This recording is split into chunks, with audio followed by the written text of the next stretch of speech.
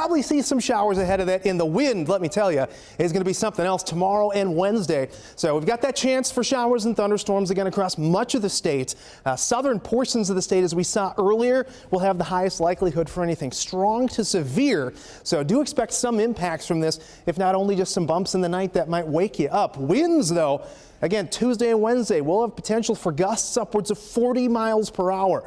So yeah, it is going to be very gusty, and again, chances for some storms, though. I'm looking right now at storm energy. This is what storms tap into to create that large hail, the strong winds, and perhaps even tornadoes. And you can see the bulk of that throughout Wednesday afternoon stays way to the south.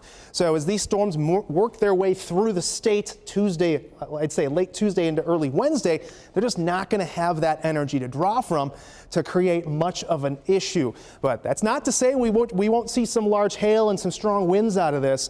But again, that threat has decreased as we've looked at models over the past 24 hours. Winds, though, have not. And you can see those gusts as we head into tomorrow afternoon. 35, 40 miles per hour will be common across the state.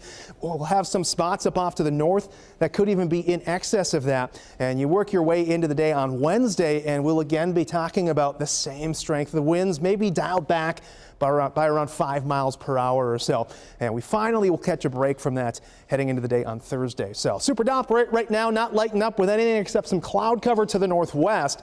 And you look upwards towards Algona, and even with the clouds, it's still a pretty decent day out there. We've got overcast skies, but pretty comfortable. And we've had sunshine here for a while, but that sunshine starts to go away tomorrow as clouds work their way in. You can see that initial chance for some showers. That's going to be out ahead of this system. And we go a little dry here as we head later on into Tuesday evening, but by 10 p.m. you can see that line of storms off through western portions of the state, and those are going to rumble their way in pretty quickly in that linear fashion here, pushing their way into the metro by around 1 a.m. and continue to race their way eastward as we head through the overnight. And we'll still have that dry air at the surface in spots, which is going to make it a little bit harder for us to form any kind of a tornado threat. Again, your main threats really are looking like large hail and the potential for some damaging winds and heavy rain. Areas to the south, maybe even on the order of 2, maybe 3 inches of rain possible out of this system. So things take a little quieter of a turn as we head in towards the end of the week. You can see the bumps for us Tuesday into Wednesday. After that, we're into the middle 50s on Thursday with a dash and a chance for rain on Saturday.